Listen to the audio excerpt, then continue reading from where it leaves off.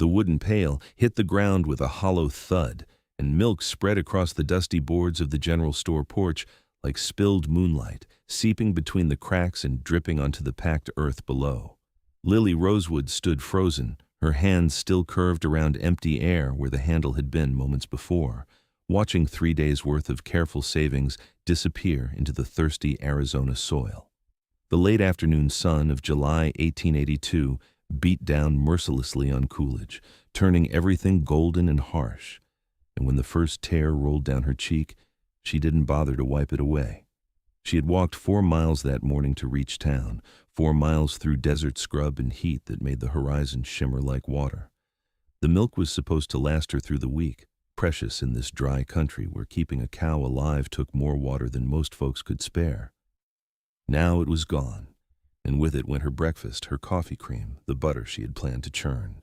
The second tear followed the first, and then a third, and she pressed her palm against her mouth to keep the sob from escaping. That's a considerable amount of milk to lose in one go. The voice came from behind her, deep and quiet, with the kind of rumble that suggested a man who didn't waste words often. Lily spun around, nearly losing her footing on the slick boards, and found herself staring at a chest broader than a barn door. Her eyes traveled upward, taking in a faded red shirt stretched tight across muscles that spoke of years hauling timber and stone, past shoulders that could carry a full-grown elk, finally reaching a face weathered by sun and wind. Dark hair fell past his collar, tied back with a leather cord, and eyes the color of pine forests in shadow studied her with an intensity that made her breath catch. "I am sorry," she managed, stepping back and nearly putting her foot in the spreading puddle. "I did not mean to make a spectacle." The mountain man moved with surprising grace for someone so large, stepping around her and crouching down to examine the spilled milk. He pulled a bandana from his pocket, dark blue and worn soft from use, and began to mop up the liquid with careful, methodical strokes. His hands were enormous, scarred and calloused, but they moved with a gentleness that seemed at odds with their size. "No need to apologize for being human," he said, wringing out the bandana over the edge of the porch. "Though I will say this, and I mean it true."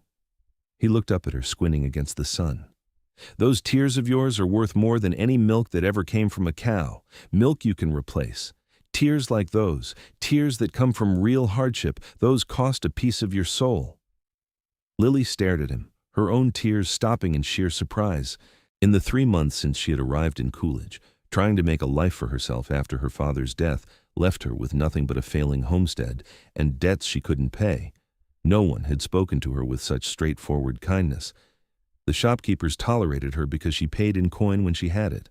The other women in town viewed her with suspicion, a young woman of 21 living alone, no family to vouch for her character. This stranger, this mountain of a man with his careful hands and quiet voice, had just offered her more compassion in 2 sentences than she had received in months. "I cannot pay for more milk today," she heard herself say, hating how her voice cracked on the words. "That was all I had until I can sell eggs next week." The man stood, and she had to tilt her head back to maintain eye contact. He had to be at least 6 inches past 6 feet, built like the mountains he clearly called home. "What is your name?" "Lily Rosewood." "Russell Orton." He held out his hand, and after a moment's hesitation, she placed hers in it.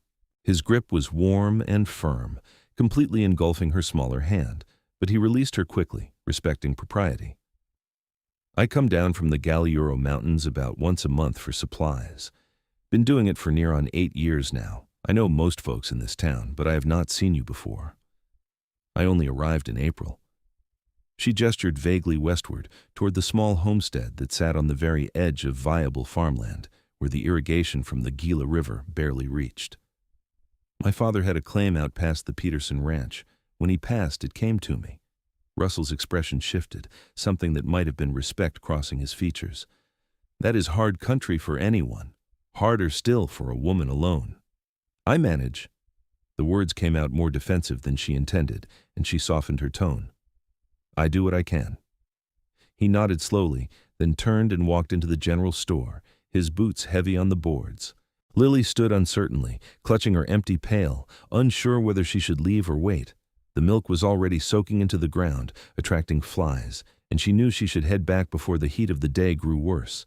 But something kept her rooted to the spot, watching through the window as Russell spoke with Mr. Patterson behind the counter. When he emerged a few minutes later, he carried a full pail of milk in one hand and a small burlap sack in the other. He held them out to her, and when she didn't immediately take them, he set them down carefully at her feet.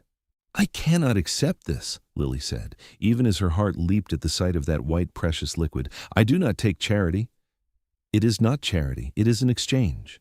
Russell crossed his arms over his chest, and the motion made the muscles in his forearms bunch and shift.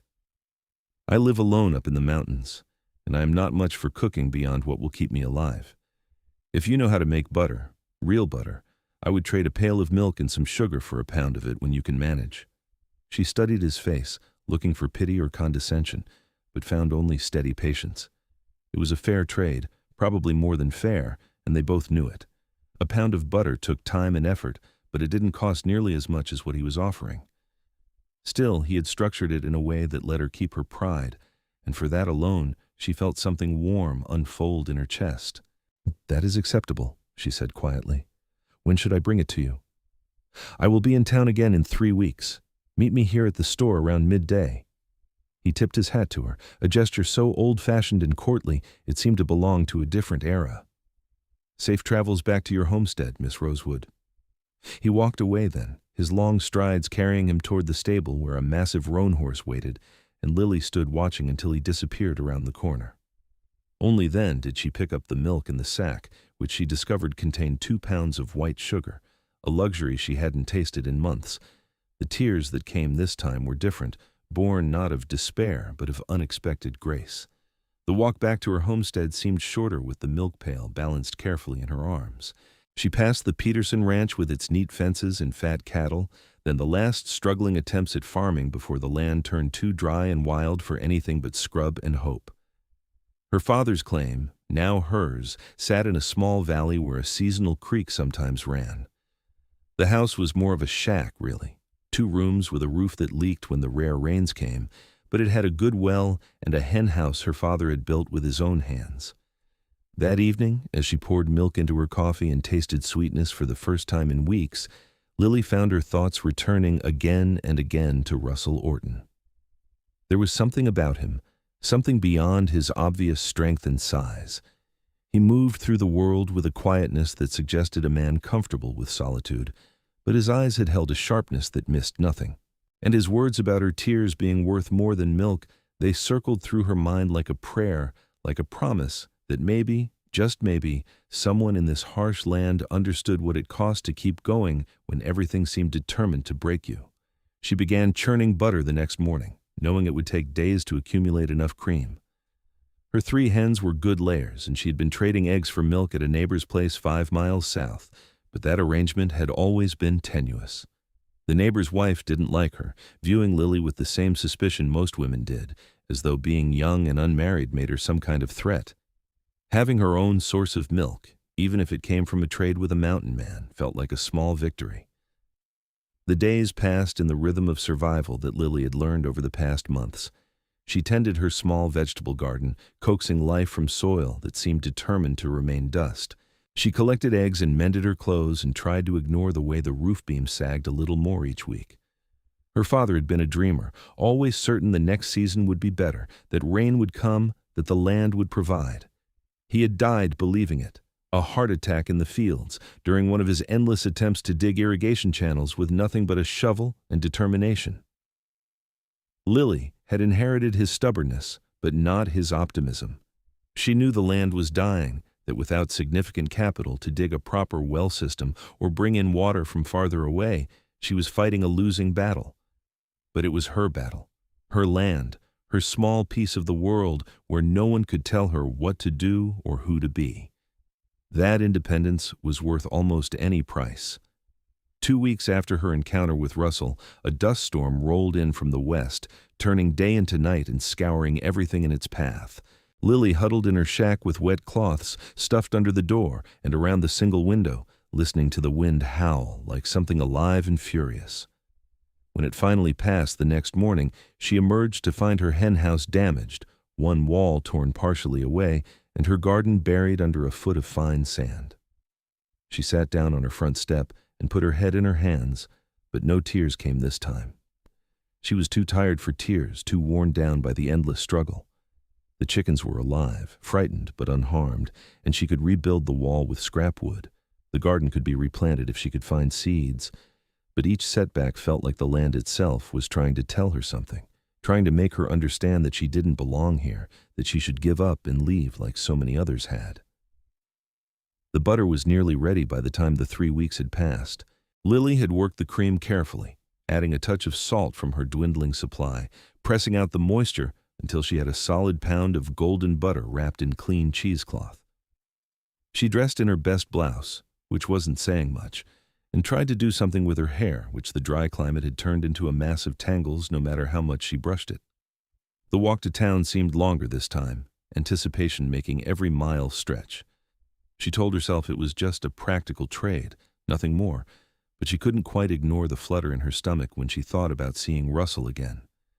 It had been so long since anyone had treated her with genuine kindness, since anyone had seen her as something more than an inconvenience or a curiosity. Coolidge was busier than usual when she arrived, a freight wagon taking up half the main street while men unloaded supplies. She made her way to the general store and found Mr. Patterson sweeping dust from his porch, the same porch where she had spilled the milk. He nodded to her curtly, his usual greeting, and she nodded back. Russell was already there, leaning against the porch rail with his arms crossed, and when he saw her approaching, his entire face changed. It wasn't quite a smile, more a softening around the eyes and mouth, but it transformed him from intimidating to approachable in an instant. "Miss Rosewood."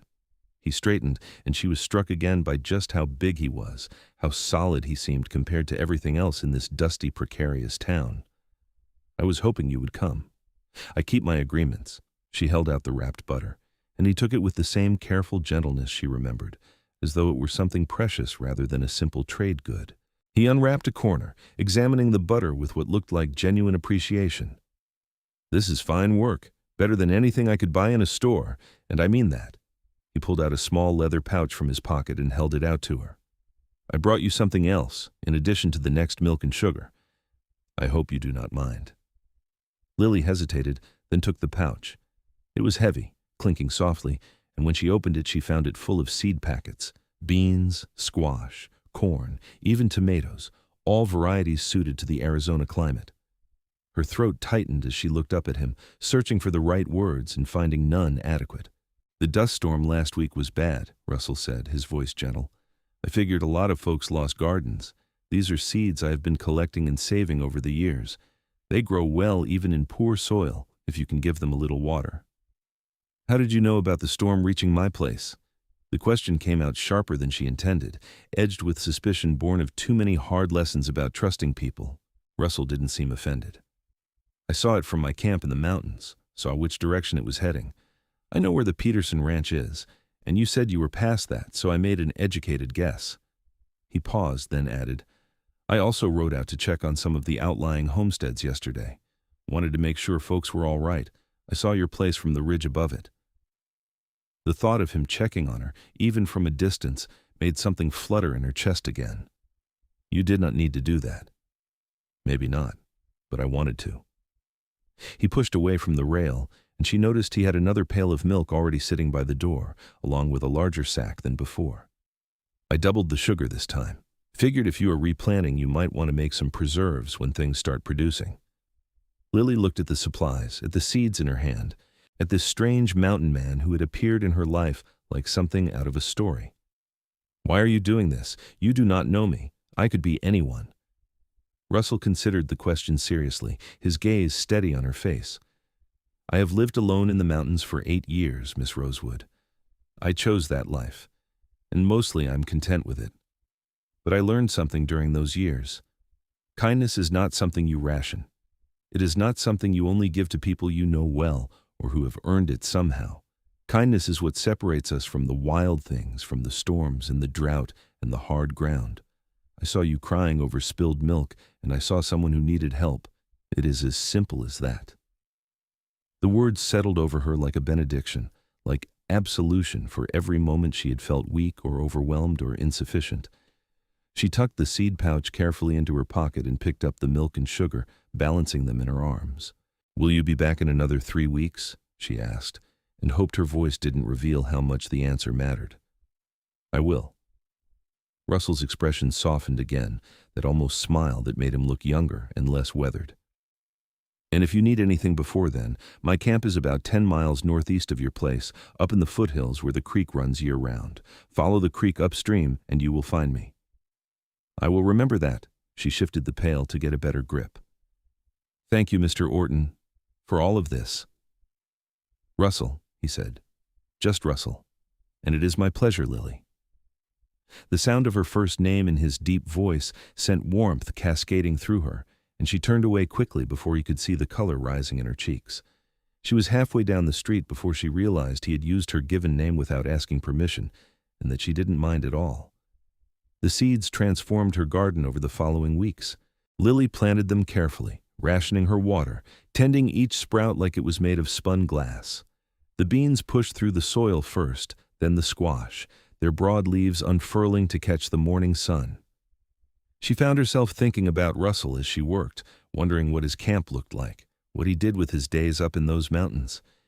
He had mentioned living alone for 8 years, which meant he had been around 26 or 27 when he went up there, roughly the age he appeared to be now.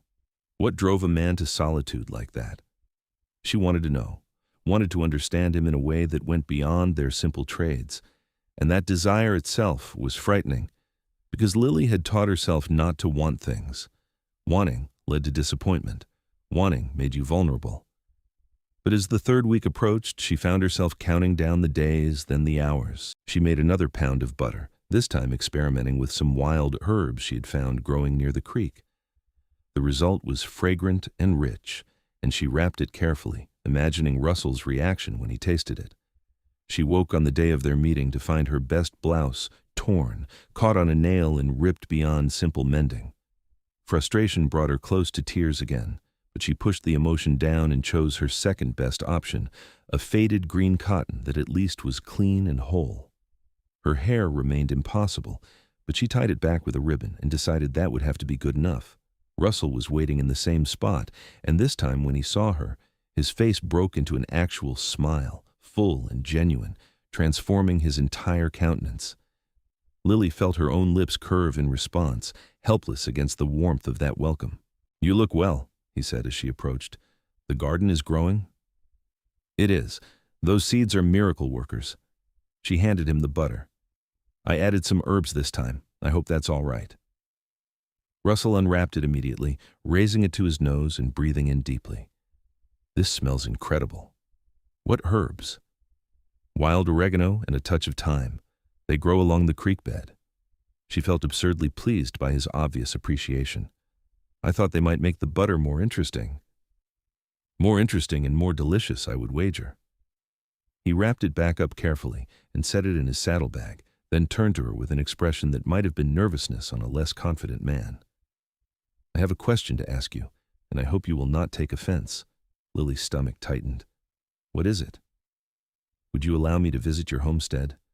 I have some experience with carpentry and building, and I noticed your roof needs work. It would not take long to shore up those beams, maybe patch the worst of the leaks." He held up a hand before she could protest. "I'm not asking as charity. I would be grateful for a hot meal, something more than the rabbit and beans I make for myself. Consider it a trade, like the butter." Every practical instinct Lily had screamed warnings about letting a man, essentially a stranger, know exactly where she lived and how vulnerable she was. But she thought about his careful hands cleaning up the spilled milk, about the seeds he had brought, about the way he had spoken of kindness as something essential to humanity. And she thought about her roof, which would not survive another serious storm, and the fact that she had no hope of fixing it herself. "When were you thinking of coming?" she asked, and saw relief flash across his face. "Would tomorrow suit? I could ride out in the morning, do the work during the cool hours, and be gone by evening." He paused. "I understand if you would rather not. I know the position you are in, and I would never want you to feel unsafe."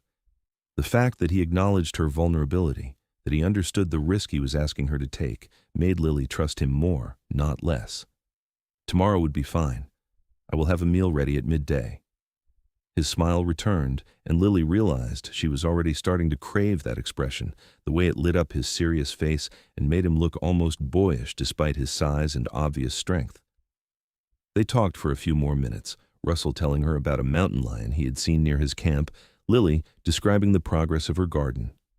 Then he handed her the usual supplies, this time with an addition of coffee beans, real coffee, and she almost protested before remembering this was meant to be an exchange, not charity. That night, Lily cleaned her small house more thoroughly than she had in weeks, sweeping dust from corners and scrubbing the battered table until it shone. She told herself it was simple courtesy, not wanting Russell to think she was slovenly, but she knew there was more to it than that. She wanted him to see that she could maintain a proper home, that she was capable and competent despite her circumstances. She woke before dawn, too nervous to sleep, and started preparing food. A stew with precious salt pork and vegetables from the garden, biscuits made with the last of her flour, coffee brewed strong and dark. It was more food than she usually ate in 3 days, but she wanted to give Russell a meal worth remembering, something that justified the work he was about to do. He arrived mid-morning, riding that enormous roan horse and leading a pack mule loaded with lumber and tools. Lily watched from her doorway as he approached, taking in the way he sat his horse, comfortable and competent, moving with the animal rather than against it. When he dismounted, the horse didn't even need to be tied, simply standing ground-hitched while Russell unloaded his supplies. "You brought a lot of wood," Lily observed, coming down to meet him. "Your roof needs more than patching," Russell said bluntly. "I hope you do not mind, but I took another look from that ridge yesterday evening, with the sun at the right angle. The whole west side is sagging. If I'm going to fix it, I want to fix it properly." Lily wanted to protest, to insist that simple patching would be enough, but the truth was her roof terrified her. Every strong wind made her wonder if this would be the time it collapsed, burying her in timber and shingles. "I cannot pay you for all that work." "Did I ask for payment?" Russell pulled a hammer from his pack and tested its weight. "You are feeding me a hot meal. That is payment enough." He looked at her seriously. "Lily, I have more money than I need and nothing to spend it on up in the mountains. Let me do this. Let me help." The way he said her name, gentle and earnest, dissolved her resistance. "All right. But I'm helping. Tell me what to do." Russell looked like he wanted to argue, but something in her expression must have convinced him. "Can you hand me tools when I need them? I will be up on the roof and it will save me climbing up and down." They worked through the morning, Russell moving with surprising speed and efficiency for such a large man. He tore away rotted boards and replaced them with new lumber, reinforced the sagging beam with supports cut to precise measurements, resealed joints with pitch he had brought in a small pot. Lily stood below, handing up nails and tools, watching the muscles in his arms and back flex and bunch with each movement. His shirt was soaked with sweat within an hour, and eventually he stripped it off entirely, working in just his undershirt, which clung to his torso and left little to the imagination. Lily tried not to stare, but it was difficult. She had seen men working before, of course, but none quite like Russell. He was built on a different scale, all broad shoulders and powerful arms, his body clearly shaped by years of hard physical labor. But there was also a grace to how he moved, a precision that spoke of a mind that thought through each action before committing to it. They broke at midday for the meal Lily had prepared, sitting at her small table in the relative cool of the house. Russell ate with obvious appreciation, finishing 2 full bowls of stew and 4 biscuits, before finally leaning back with a satisfied sigh. That was exceptional," he said. "I have not eaten anything that good since I left civilization." "Why did you leave?" The question escaped before Lily could think better of it. "I'm sorry, that is not my business." "No, it's a fair question." Russell cradled his coffee cup in both hands, staring into the dark liquid. "I was different then. Angry, mostly. I had served in some conflicts out west, nothing I'm proud of, and when I came back I did not fit anywhere anymore. The cities felt too crowded, the towns too small. I heard about land up in the mountains, places where a man could live without anyone telling him what to do or who to be. So I went up there and built myself a cabin and figured I would live out my days in peace." "And have you? Found peace, I mean." Russell looked at her, and there was something raw in his expression, something vulnerable. "Some days, other days I wonder if I was just running away." He set down his cup. "What about you?" What brought you all the way out here?" Lily traced the rim of her own cup, choosing her words carefully. "My father bought this claim 5 years ago when I was 16. My mother had died the year before, and I think he needed a new dream to chase. We came out here together, just the two of us, and tried to make it work." She smiled sadly. He was convinced this land had potential. I think he died still believing that. But you do not. I believe it is what I have. That is not quite the same thing. She looked up at him. Where else would I go? I have no other family, no money beyond what I can scrape together selling eggs and butter. At least here I have a roof over my head. She laughed quietly. Or I will, once you finish fixing it. Russell reached across the table, and for a moment Lily thought he was going to take her hand. Instead, he tapped the wooden surface lightly, a gesture that somehow conveyed both understanding and solidarity. "You are stronger than you know, Lily Rosewood. Surviving out here alone, that takes more grit than most people have. Or more stubborn pride. Sometimes those are the same thing." He stood, pushing back from the table. "I should get back to work. I want to finish the roof before the heat gets too bad." They worked through the afternoon, falling into an easy rhythm. Russell measured and cut and hammered, while Lily assisted however she could, learning as she went. He explained what he was doing and why, pointing out weak points in the structure and how to identify them, teaching her small repairs she could do herself if needed. By the time the sun started sinking toward the horizon, the roof was solid and whole, no longer sagging, no longer threatening to collapse at the next strong wind. Russell climbed down from the ladder, wiping sweat from his face with his discarded shirt, and surveyed his work with evident satisfaction. That should hold for years if you maintain it. I reinforced the main beam and replaced all the rotted sections. The pit should keep water out when the rains come." Lily stared up at her transformed roof, at this tangible proof that her home was safer and more secure than it had been in months. "I do not know how to thank you." "You already did. That meal was worth any amount of labor." Russell pulled his shirt back on, though he left it hanging open. "I should head back before it gets full dark." "You could stay." The words tumbled out before Lily could stop them, and she felt heat flood her face. "I mean, you could sleep in the hen house. It is clean, and there is room. It would be safer than riding back in the dark." Russell studied her for a long moment, and Lily couldn't read his expression. Finally, he nodded. "If you are certain it would not be an imposition, I would appreciate that. Mountain lions hunt at dusk, and I would rather not risk my horse." They spent the evening sitting on Lily's front step, watching the sun paint the desert in shades of orange and red. They talked about small things at first, inconsequential observations about the weather and the land. But gradually the conversation deepened, turning to dreams and disappointments, to the choices that had brought them both to this dusty corner of Arizona.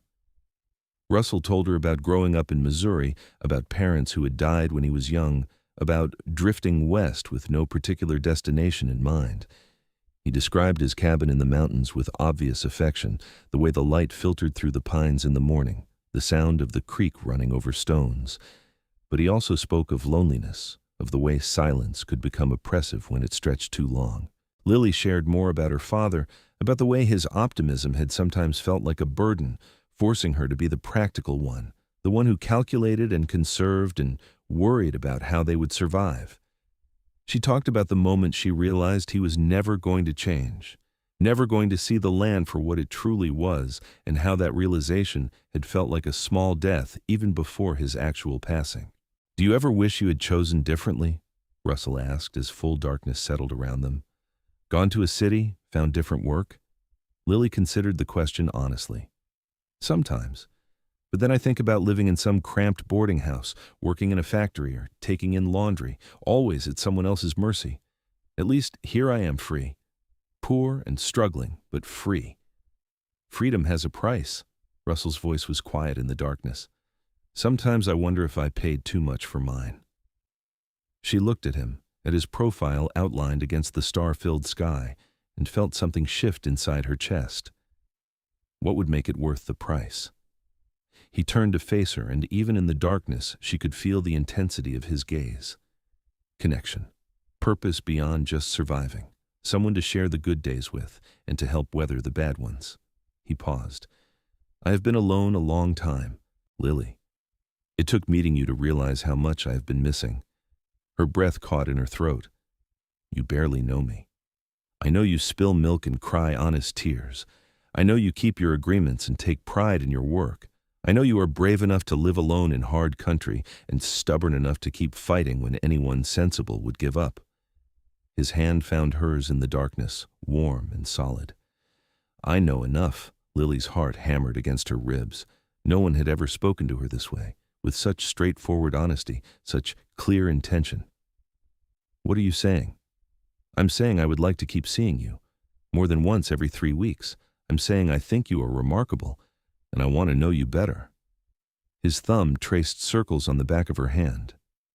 If that is something you might want as well. Every cautious instinct screamed at her to pull back, to protect herself, to remember that wanting things led to disappointment.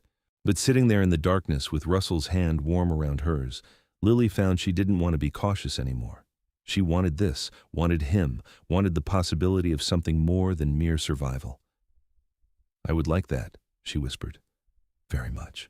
Russell squeezed her hand gently, and though she couldn't see his face clearly, she could hear the smile in his voice. Good. That's very good. He slept in the hen house that night, and Lily lay awake in her small bed, staring at the ceiling that no longer sagged, touching her hand where his had been. Something had changed between them, some threshold had been crossed, and she felt both terrified and exhilarated by the possibilities that stretched ahead. Russell left at dawn, but not before helping her with morning chores, feeding the chickens and checking the garden and refilling her water barrel from the well. He moved around her homestead like he belonged there, like it was the most natural thing in the world for him to be part of her daily rhythm. When he finally mounted his horse, he looked down at her with an expression so tender it made her chest ache. I will be back in a week, he said. Not 3 weeks, a week, if that is acceptable. It is acceptable. Lily felt her cheeks hurt from smiling. Very acceptable. She watched him ride away until he disappeared into the desert shimmer, then turned back to her house, to her garden, to her life that suddenly felt full of potential instead of just hardship. The week passed in a strange state of anticipation. Lily found herself singing while she worked, humming old songs her mother had taught her. The garden thrived, beans beginning to set pods, squash vines spreading across the ground. She collected eggs and made more butter and experimented with preserving some of the wild plants that grew near the creek.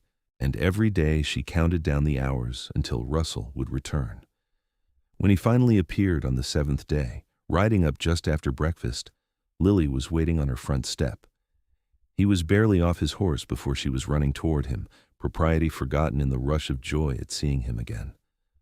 Russell caught her easily, lifting her off her feet for a moment before setting her down gently, his hands lingering on her waist. I missed you, he said simply. Is that too forward? I missed you too. Lily looked up at him, marveling at how right it felt to be this close, to feel the solid warmth of him. I have been lonely for so long, I forgot what it was like to look forward to someone. They spent the day together, Russell helping her extend the chicken yard so her hens would have more room, Lily showing him the progress of the garden and the wild herbs she had found. They talked constantly, sharing stories and observations, learning each other's patterns of speech and thought. By evening, when Russell announced he should head back to his camp, they had settled into an easiness that felt like they had known each other for years rather than weeks. Come with me, Russell said suddenly, standing by his horse. Not forever, just for a visit. I want to show you my cabin, where I live. Let you see that part of my life. Lily hesitated. It was a long ride to his camp, and she would need to leave her chickens unattended. But the desire to see his world, to understand him more completely, overrode her practical concerns. When? Now. Tomorrow. Whenever you can manage. He stepped closer, taking both her hands. I'm not trying to rush you, Lily. But I feel like there is something building between us, something important, and I want you to know all of me before you decide if that is something you want to pursue. The honesty of it, the vulnerability in admitting he cared about her opinion and her choice, made her decision easy. Give me an hour to arrange things. I can leave the chickens with enough food and water for 2 days. Russell's face lit up, and he helped her prepare, refilling water containers and scattering extra feed. When she was ready, he lifted her onto his horse like she weighed nothing, then swung up behind her, his arms coming around to hold the reins. Lily leaned back against his chest, feeling his heartbeat steady and strong through his shirt, and let herself relax into the comfort of being held. The ride into the mountains took several hours, following game trails and creek beds, climbing steadily into cooler air scented with pine and cedar. Russell pointed out landmarks, telling her the names he had given them, showing her where he had seen elk or found particularly good fishing spots. His arm stayed solid around her waist, keeping her secure on the horse, and Lily found herself lulled by the rhythm of the ride and the warmth of his presence.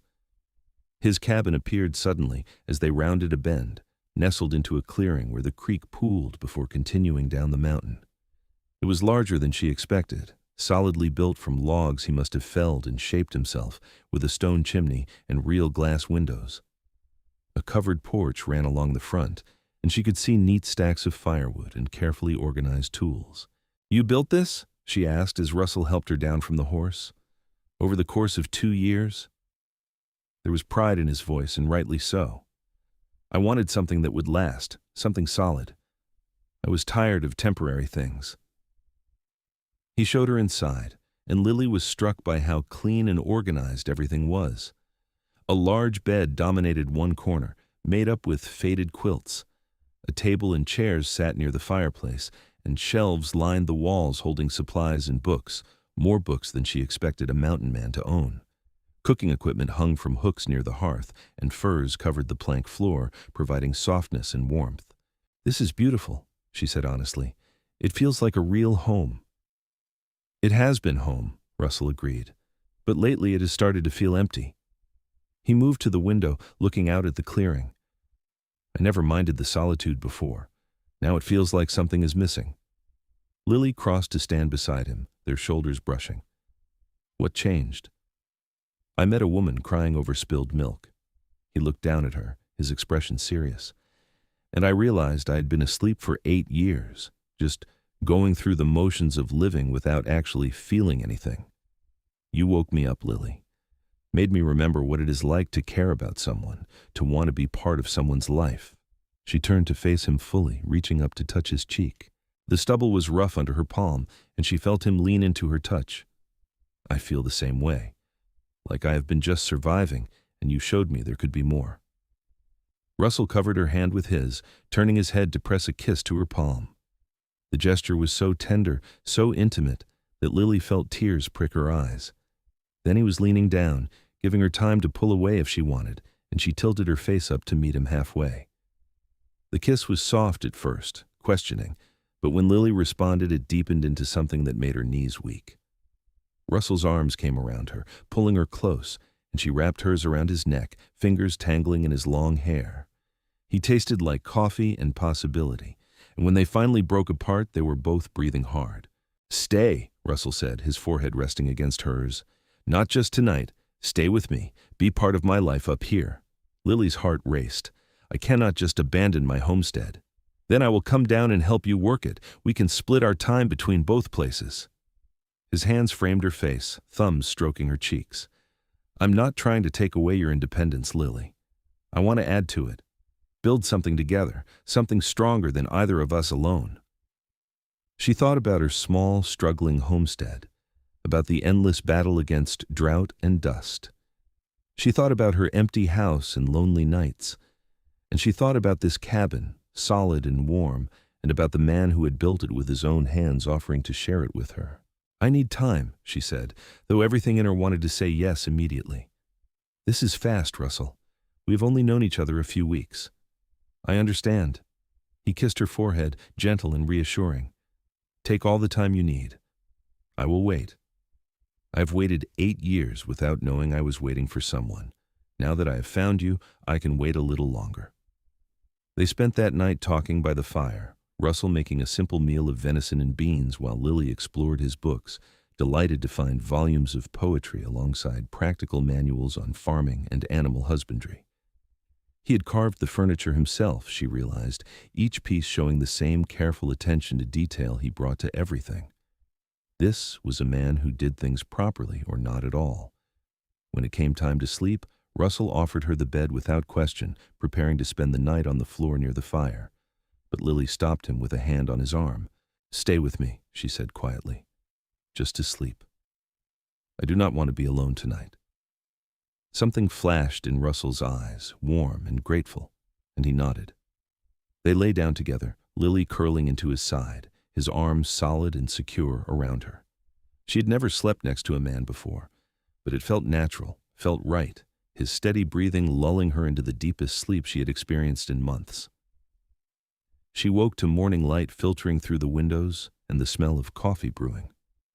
Russell was already up, moving quietly around the cabin so as not to disturb her, and Lily watched him through half-closed eyes.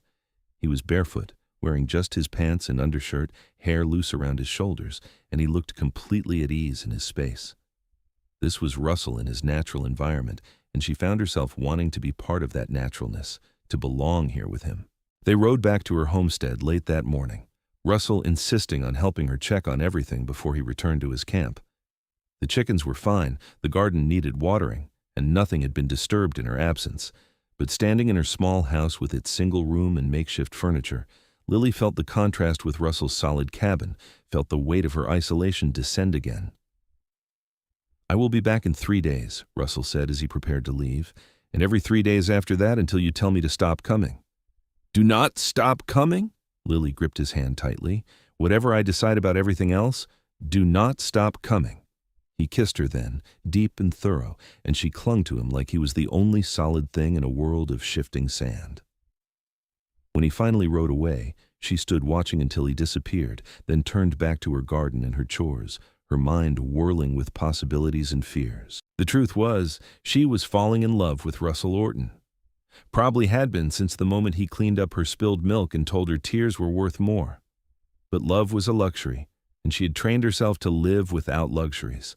Letting herself want something this much, want someone this much, meant opening herself to devastating loss if it didn't work out. But as the days passed and Russell returned as promised, as their pattern of visits became routine and then essential, Lily found her resistance crumbling. He never pushed, never demanded more than she was willing to give, but his presence in her life became as necessary as water, as vital as breath. They worked together in her garden, expanding it with his help, digging deeper trenches for irrigation. He brought her gifts from the mountains, wild berries and interesting stones, once a perfectly shed snakeskin that he knew she would find beautiful rather than frightening, and they talked endlessly about everything. Russell told her about the books he had read during his years alone, the philosophy he had worked out in solitude about how to live a good life. Lily shared her dreams of having a real farm someday, with milk cows and fruit trees, a place that could support itself without constant struggle. They discovered they both loved thunderstorms, both found comfort in routine, both believed that integrity mattered more than success.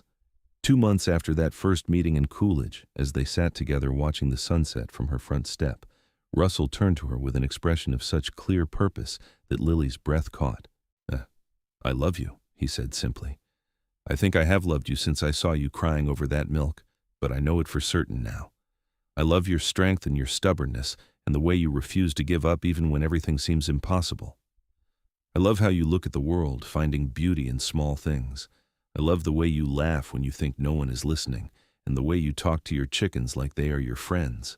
Lily felt tears gathering, but these were good tears, happy tears. "I love you too. I tried not to, tried to be practical and cautious, but I do. I love you so much it terrifies me." Russell took both her hands in his expression serious. "Then marry me, Lily Rosewood. Be my wife. We can live wherever you want, here or at my cabin or split between both places. We can build the life you dream about together. I promise I will spend every day trying to be worthy of the trust you are placing in me." She should have hesitated. She should have asked for more time, should have worried about propriety and practicality and a dozen other things. But sitting there with Russell's hands warm around hers, with the sunset painting the sky in impossible colors, Lily found she didn't want to be cautious anymore. "Yes," she said, and the word came out strong and sure. "Yes, I will marry you." Russell's answering smile was incandescent, and he pulled her into his arms, lifting her off the step and spinning her around while she laughed. When he set her down, he kissed her with a passion that left no doubt about his feelings, and Lily kissed him back with equal fervor, pouring all her hope and love and trust into the contact. They were married 3 weeks later in Coolidge, with Mr. Patterson from the general store and his wife standing as witnesses. Lily wore a simple dress she had made herself from fabric Russell had bought, cream-colored cotton with blue trim that matched her eyes. Russell wore clean clothes and had trimmed his hair, though he kept it long, tied back with a leather cord. The ceremony was brief, conducted by a traveling preacher who happened to be passing through town, but when Russell slid a simple gold band onto Lily's finger, she felt the weight of the commitment settle over her like a blessing. They spent their first night as husband and wife at Russell's cabin, and if Lily had been nervous about the physical intimacy marriage would bring, Russell's gentleness and patience dissolved those fears. He made love to her slowly, carefully, making sure she was comfortable and willing every step of the way. And when they finally came together fully, Lily felt something lock into place inside her, a sense of rightness and completion she had never experienced before. The months that followed were the happiest of Lily's life. They split their time between her homestead and his cabin, working both places with combined effort that made tasks that had seemed impossible suddenly manageable. Russell used his savings to dig a proper well system at her place, bringing in enough water to support not just the garden, but a small orchard of fruit trees they planted together. He built a new chicken coop, larger and sturdier than the original, and constructed a small barn that could house a milk cow if they decided to get one. At the cabin, Lily organized and improved, adding curtains to the windows and herbs to the garden plot Russell had started. She taught him to cook more than just basic survival food, and he taught her to hunt and track, skills that could mean the difference between comfort and hunger in hard times. They read together in the evenings, taking turns choosing books from his collection, and sometimes they just sat in comfortable silence, each occupied with their own tasks but connected by presence. Winter came, and with it the challenges of the Arizona high country. Snow fell in the mountains, making the cabin the more practical residence, and they stayed there for weeks at a time. Russell showed Lily how to make snowshoes and track game in winter conditions, and she showed him how to preserve food more efficiently, stretching their supplies through the lean months. They were snowed in for 10 days during one particularly fierce storm, and those days were some of the best, just the two of them in their small, warm cabin while the world outside turned white and wild. In spring, they returned to the homestead to find it had survived the winter well, the new well system protecting it from the worst of the drought. The fruit trees Russell had planted were budding, tiny green promises of future harvests. They worked from dawn to dusk, preparing the soil, planting seeds, building fences. And at night, they fell into bed exhausted and satisfied, wrapped in each other's arms. Lily discovered she was pregnant in late May, exactly a year after she had spilled that pail of milk in Coolidge.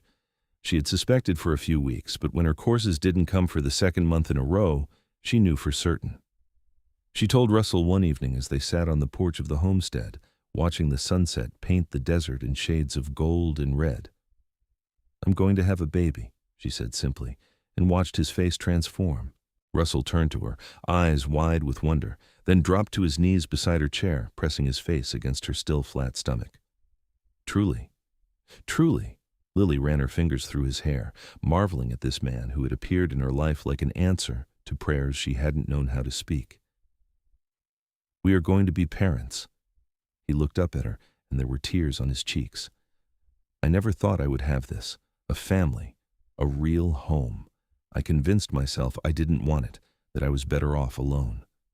He pressed a kiss to her stomach, gentle and reverent. "Thank you.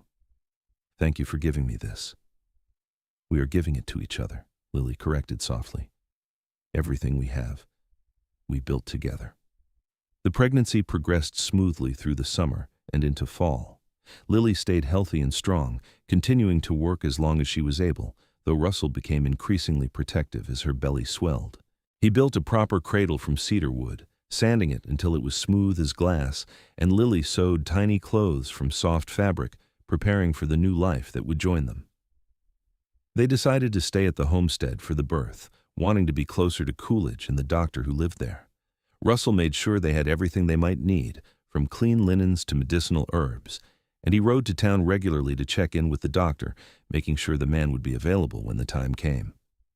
Lily went into labor on a clear January morning in 1884, just as the sun was rising. Russell rode for the doctor immediately, and by the time they returned, Lily's contractions were coming strong and regular. The labor lasted through the day and into the evening, Russell holding her hand through every contraction, wiping her face with cool cloths, telling her she was strong and brave and doing beautifully. Their son was born just after midnight, coming into the world with a lusty cry that filled the small house. The doctor placed him on Lily's chest, and she stared down at the tiny red face, the dark fuzz of hair, the perfect fingers that waved in the air. Russell was beside her, his arm around her shoulders, and when she looked up at him, she saw tears streaming down his face. "He is perfect," Russell whispered. "You are perfect, both of you." They named him Thomas after Russell's father, and he became the center of their world. Russell proved to be a devoted father, patient and gentle with the baby, getting up in the night for feedings, walking the floor when Thomas fussed. Lily watched her strong mountain man, who could fell trees and hunt elk, cradle their tiny son with such tender care, and fell in love with him all over again. The years that followed brought both challenges and joys. They continued to work both the homestead and the cabin, Thomas growing strong and healthy in both locations. When he was 3, they added a daughter, Sarah, who had her father's dark hair and her mother's blue eyes. 2 years after that came another son, Daniel, who was quieter than his siblings but no less loved. Russell proved to be as good a father as he was a husband, teaching his children to respect the land, to work hard, to value honesty and kindness above all else. He took them into the mountains, showing them the places he had loved during his years alone, teaching them to track and hunt and fish. But he also read to them every night, poetry and stories, passing on the love of learning he had developed during his solitary years. Lily watched her family grow with a contentment she had never imagined possible.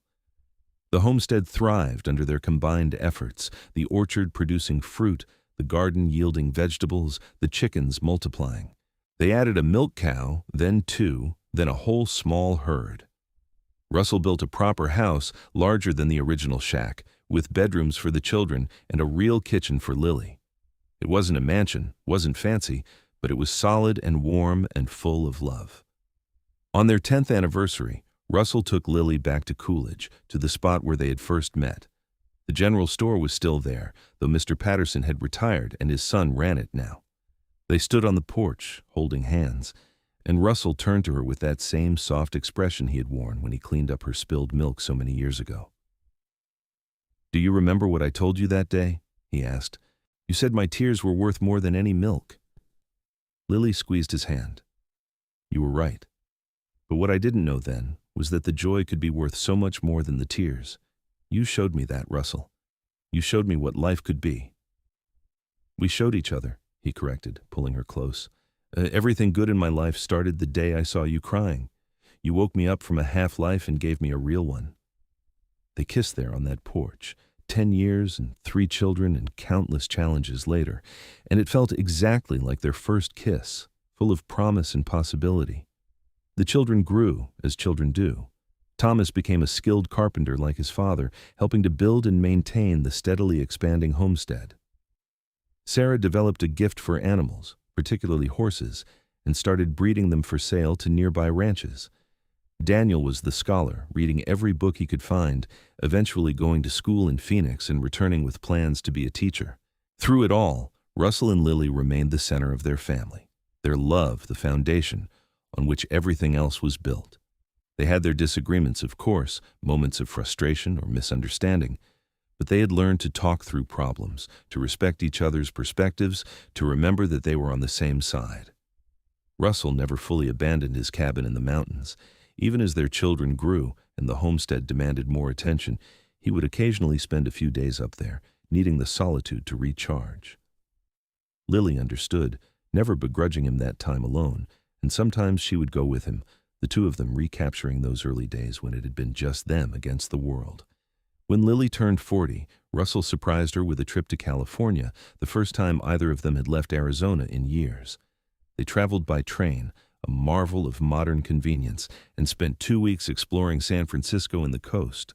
It was a different world from their desert home, green and cool and crowded, but Lily loved seeing it with Russell, loved experiencing new things together. On their last night in California, as they walked along the beach watching the sunset over the ocean, Russell stopped and took both her hands in his, just as he had all those years ago when he proposed. "I have been thinking about that day we met," he said. "How it was such a small thing, really. You spilled some milk, I helped clean it up. Anyone could have done what I did." "But no one else did," Lily pointed out.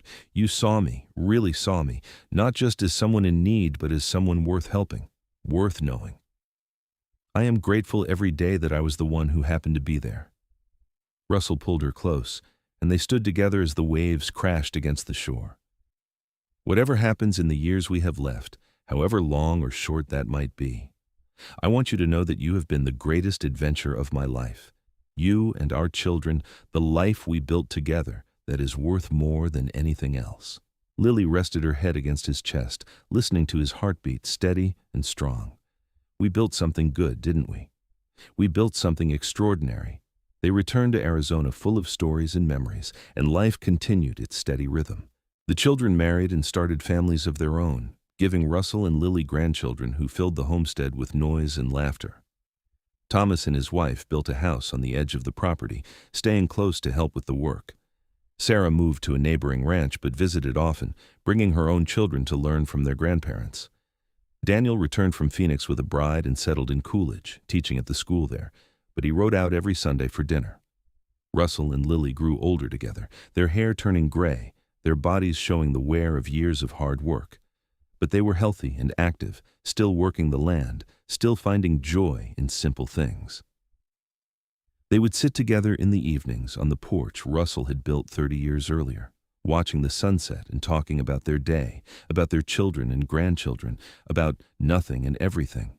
On a warm evening in April of 1912, as they sat watching the stars come out, Lily turned to Russell and said, "Do you ever regret it? Leaving your solitary life in the mountains, all those years of peace and quiet, traded for the chaos of family?" Russell was quiet for a long moment, considering the question seriously, as he always did.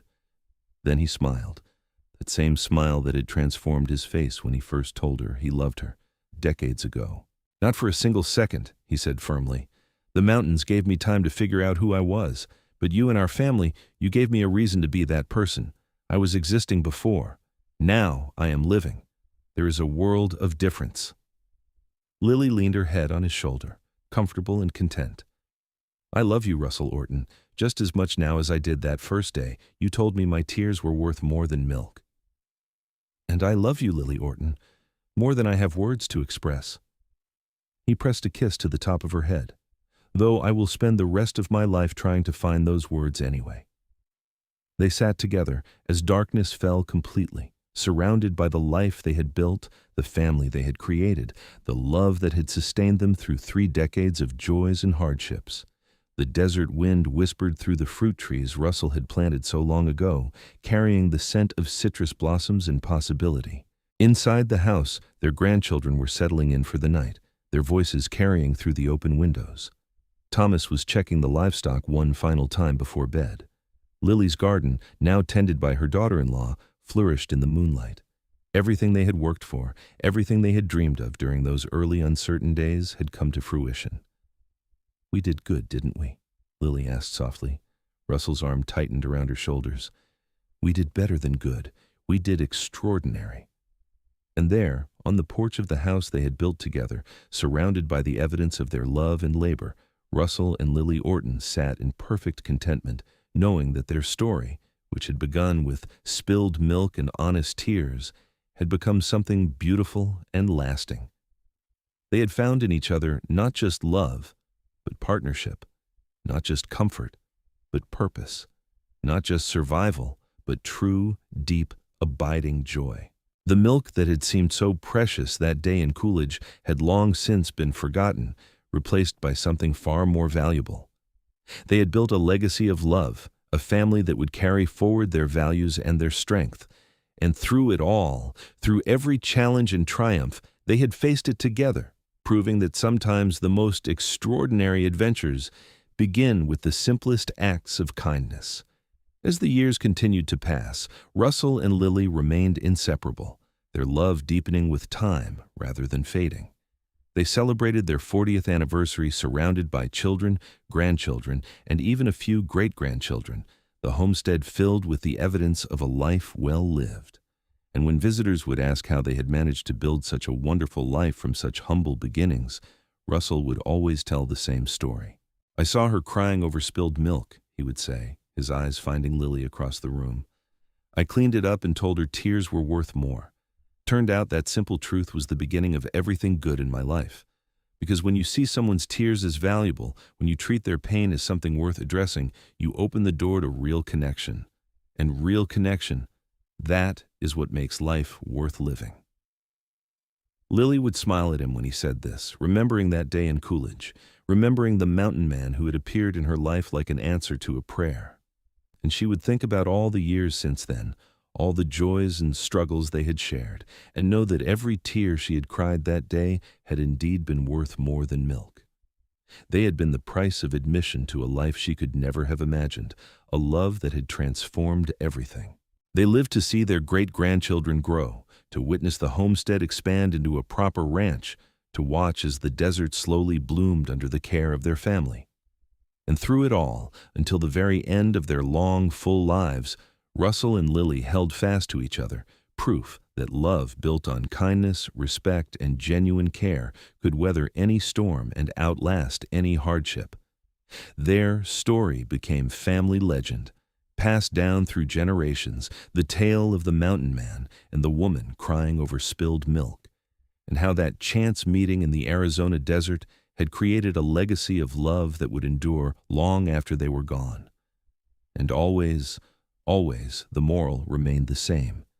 Tears are worth more than milk, because tears are human, and humanity is what connects us all, making even the hardest life bearable and the simplest joys profound. In the end, that was the greatest gift Russell and Lily gave to each other and to their family. They showed that kindness matters, that seeing and acknowledging another person's pain is the first step toward building something meaningful. They proved that love doesn't have to be complicated or dramatic to be profound, that sometimes the deepest connections begin with the smallest gestures of care. And so their story concluded not with grand drama or tragedy, but with the quiet satisfaction of two lives well lived, two souls who had found each other in an unlikely moment and chosen, every single day thereafter, to continue choosing each other. The homestead they built stood as testament to their love. The family they raised carried forward their values, and the memory of that first meeting in Coolidge, Arizona, in the summer of 1882, remained a touchstone for what it meant to truly see another person and offer them the simple, extraordinary gift of compassion. Russell and Lily Orton lived into their 80s, their love story spanning more than 5 decades, proving that the best romances are not those that burn bright and fast, but those that glow steady and true, warming everyone they touch, creating light that continues long after the original spark has passed into memory and legend.